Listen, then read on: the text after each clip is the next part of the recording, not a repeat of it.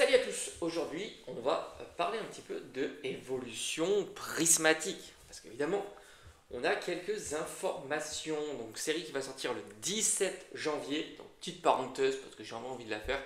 Ma première ouverture sur EV8, ça a été, j'ai eu de la chance. J'estime être chanceux, en tous les cas, voilà.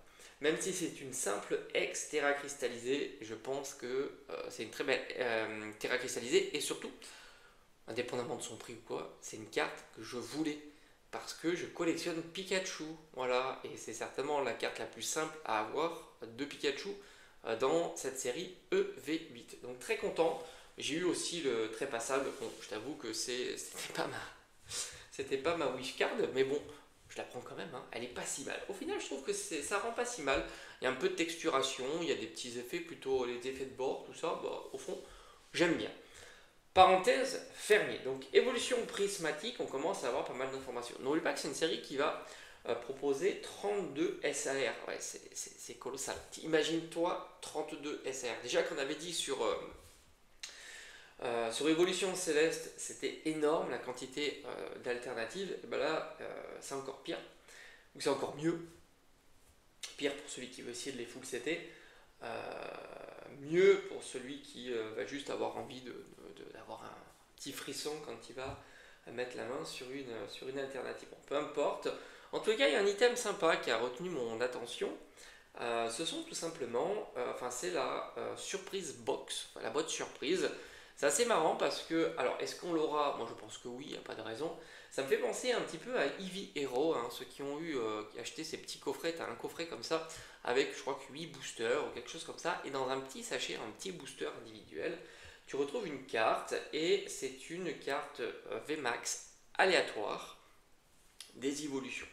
Alors, évidemment chez nous on n'a pas eu ce genre de truc. Et là, c'est proposé et je trouve ça très intéressant. Typiquement, tu as une chance sur 9, enfin, tu as une carte sur les 9 proposées plutôt, d'avoir une version terra cristallisée basique, donc ex terra cristallisée, de Evoli et ses évolutions. Donc, ça, je trouve que c'est plutôt sympa. Ça donne un petit peu de suspense à ce genre d'item. Et tu as, alors j'ai l'impression qu'il y a un stamp du nom de la série. Donc là aussi c'est cool. Alors est-ce que les cartes seront présentes dans la série et tu as juste un stamp supplémentaire, mais ça suffira, hein, c'est quand même bien. Ou est-ce que les cartes seront sorties de la série et non? Alors, je pense qu'elles seront dans la série, ça sera en plus, ça sera un petit stamp. En tous les cas, je trouve ça cool. Je pense pas que ce soit les cartes, elles sont pas différentes des cartes que l'on a déjà vues. Dans tous les cas, pour moi, c'est une bonne surprise. C'est une box qui compose aussi 4 boosters et des cartes plutôt illustratives, hein, des évolutions. Donc, comme je dis, c'est un petit peu nouveau et c'est pas plus mal. On a besoin de rafraîchir un petit peu les items qui sont disponibles sur les nouvelles séries. Hein. C'est ce que souhaitent les collectionneurs, ceux qui ouvrent. Et j'aime bien ces items-là parce que il va toujours se détacher des popularités. En gros, j'imagine que le Noctali sera toujours un plus populaire que les autres, peut-être aussi l'Evoli, Evoli Noctali, qui seront certainement les deux cartes les plus recherchées de ce genre d'item. Du coup, tu auras toujours, quand tu ouvres ce genre d'item, les 4 boosters, donc qui te permettront d'avoir des cartes de la série, et ce petit booster aléatoire qui te permettra justement d'aller chasser la carte la plus recherchée. Donc ça c'est plutôt cool, c'est un item qui a pensé à méditer, hein, si tu veux garder en scellé par exemple. Ça a un petit potentiel supplémentaire, un petit peu comme les kits d'AP, où tu retrouves des kits d'AP très chers parce que justement la carte stamp peut être recherchée, hein, par exemple le Dracofeu de voltage éclatant qui est une dinguerie évidemment. Donc ça c'est cool, ça fait un petit peu kit d'AP différemment, donc ça c'est plutôt sympa. Maintenant on commence à avoir des visuels qui apparaissent et c'est vrai que ça sent très très bon. Tu as évidemment une Evoli en terra cristallisée SAR et sa ribambelle d'évolution. Donc ça c'est cool, je crois de mémoire c'est 9, évidemment je te mets l'illustration, j'ai pas compté mais je crois que c'est 9 en tout, donc avec Evoli et les évolutions. Tu notes évidemment le Noctali qui va se détacher sans nul doute de par la popularité de Noctali sur Évolution Céleste. Ça sera encore la SAR la plus punchy évidemment, d'autant qu'on a encore cette espèce de lune comme ça, enfin voilà, il y a un petit clin d'œil évidemment, puis bon Noctali il est toujours accompagné de la nuit, du son ou des choses comme ça, donc c'est logique, c'est cohérent évidemment avec le clin d'œil supplémentaire avec la carte VMAX, évidemment d'Evo Céleste. Malgré tout, on sait que Evoli est populaire aussi. Habituellement, on retrouve plutôt les évolutions et pas Evoli. Mais là, cette fois-ci, on a la chance d'avoir Evoli en prime. Donc ça, c'est plutôt cool. Hein, ça, faut le noter. Evoli est un Pokémon qui est très populaire aussi. Donc Evoli Noctali sera certainement dans le top SAR. Mais surtout, on en a 32. Donc ça ouvre la porte à énormément d'autres Pokémon SAR. Et évidemment, alors on est quand même sur évolution prismatique. Donc on imagine qu'il y a beaucoup de prismatiques. Donc beaucoup certainement de type terra cristallisé Rainbow, un peu comme ça. À voir s'ils vont continuer à proposer des Pokémon Terra cristallisés en version SAR ou ils vont panacher en mettant évidemment des Pokémon plus traditionnels. Un petit peu comme EV8 où tu retrouves deux cartes Pokémon Terra cristallisées et puis le reste en Pokémon plutôt en SAR, plutôt classique. Donc il y a de la marge de manœuvre, 32 cartes, on en voit 9. Si je dis pas de bêtises, ça nous en fait 23 encore disponibles. Il va y avoir les AR, parce qu'il n'y a pas de raison qu'il n'y a pas d'AR dans cette série-là, enfin j'imagine pas, d'autant que ce n'est pas une petite série. Maintenant, l'interrogation, ça sera est-ce qu'il y aura de la bonne disponibilité? Ça c'est vrai, c'est un sujet quand même, parce qu'évidemment, suivant les disponibilités, ça risque d'être compliqué. Est-ce qu'il y aura quand même suffisamment de disponibilité si tu viens le jour J? Il ne faudra pas se précipiter, hein, grosso modo. Et la deuxième question, et la plus cruciale évidemment, est-ce que ça drop? Voilà, ça aussi c'est une question dont on doit se poser la question. Non pas sur une SAR donnée ou une AR donnée, mais surtout sur le total de tout ça. Parce qu'avec 32 SAR, on imagine bien qu'une SAR donnée, ça sera au moins du 1 pour 1000 je pense. Quoique, on peut avoir une bonne surprise. On peut imaginer un quota, enfin, un taux de drop meilleur que 151, pourquoi pas? Pourquoi pas? Mais alors là, ça sera cerise sur le gâteau. Parce que imagine-toi, si sur cette série-là, tu te retrouves à avoir un taux de drop supérieur, enfin meilleur, on va dire, au taux de drop habituel des séries qui drop, hein, comme 151. Je crois qu'on était sur du 3%, il me semble, ouais, quelque chose comme ça. Pour une SR random, 3%, c'est EV1, EV2, EV3, je crois que c'est 151 aussi. Rappelle-toi que les séries plus difficiles, on est entre 1 et 2%, et plutôt vers les 1%, 1,5%. Est-ce qu'on pourrait monter davantage et aller taper les 5%? Ça serait génial, évidemment. Ça serait génial, parce que moi j'ai toujours envie de dire, peu importe le prix des cartes, ce qui est cool, c'est d'aller taper facilement, on va dire facilement entre guillemets, parce qu'il y en a qui aiment ouvrir beaucoup de boosters, avoir un peu plus de challenge, mais c'est vrai que grosso modo, on est plutôt d'accord. Surtout si on regarde un panel de personnes larges, on est plus tenté de dire que plus ça drop, mieux c'est, quel que soit le prix des cartes. Parce qu'avant tout, ouvrir, c'est d'avoir des cartes et c'est pas d'avoir des cartes qui valent cher.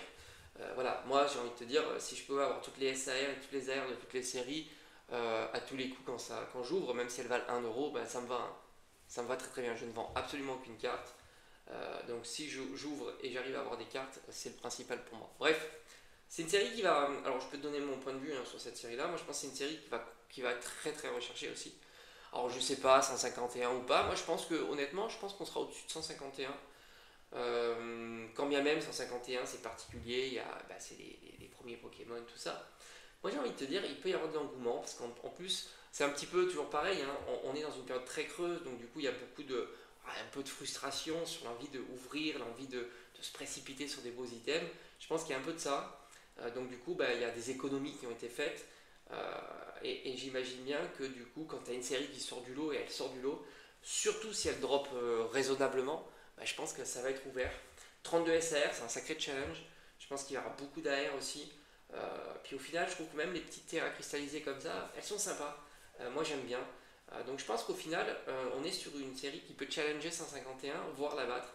Moi j'ai envie de te dire, pour moi en tous les cas, je pense que c'est possible qu'elle la batte. 151, il ne faut pas oublier qu'il n'y a pas énormément d'SAR. Elles sont très réussies, évidemment. Et là, à 32, c'est énorme. C'est colossal. Donc j'ai hâte. J'ai hâte de découvrir la série, en fait. De voir tout ça. Surtout qu'il y a eu je pense qu'il y a eu des bons retours sur les terras cristallisées de EV8, les premières qui sont tombées.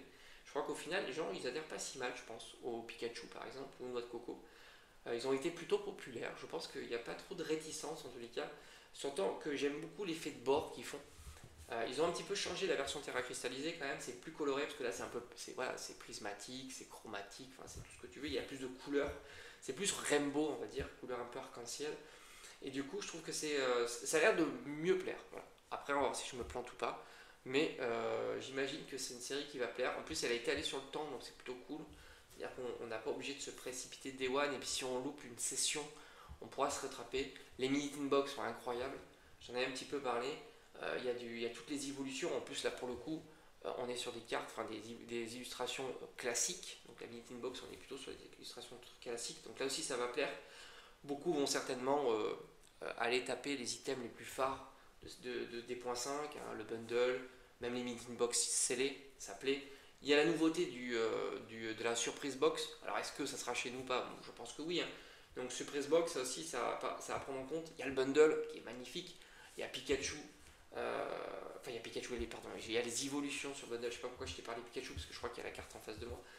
Il y a les évolutions. Il y a en plus 4 boosters, 4 illustrations différentes. Donc tout ça, c'est plutôt très positif pour cette série. Voilà. Bon, je m'avance peut-être un peu, mais je pense qu'elle sera au final plus recherchée ou plus achetée que 151. Ça ne veut pas dire que son prix sera meilleur après, hein. Ça, c'est encore une autre évolution. Mais je pense qu'en Day One, il y aura de l'appétence pour cette série-là, aussi conjoncturelle. C'est-à-dire que voilà, ok, EV8 c'est cool, d'ailleurs on le voit, mais c'est cool, mais attention, je suis passé chez mon jouet club, il y a plein de tripacks.